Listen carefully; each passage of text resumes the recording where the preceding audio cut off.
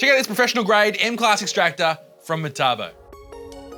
M-Class extractors are the minimum for most job sites today. They're certified for use with medium hazard dust. These include hardwoods, MDF, and mineral dust like stone, concrete, and paint. And this vac's got some really impressive specs with 4,380 litres of air being turned over every minute and some really impressive suction. Controls are really simple. You just select the diameter of your hose and then turn it on. Chuck it in auto and plug in your corded tool for auto start. It'll also tail off after you've turned your tool off to make sure it completely clears the hose. RA is the same as auto, except in between uses it vibrates the filters to keep them clean, running at optimum performance.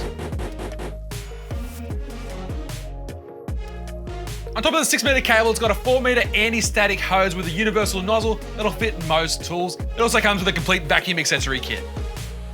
It comes with both a fleece bag and a PE bag for wet and dry material. Both bags are super easy to change and dispose of.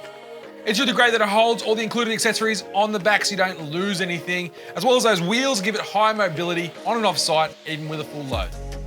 And for a 50 litre vac, it's pretty compact.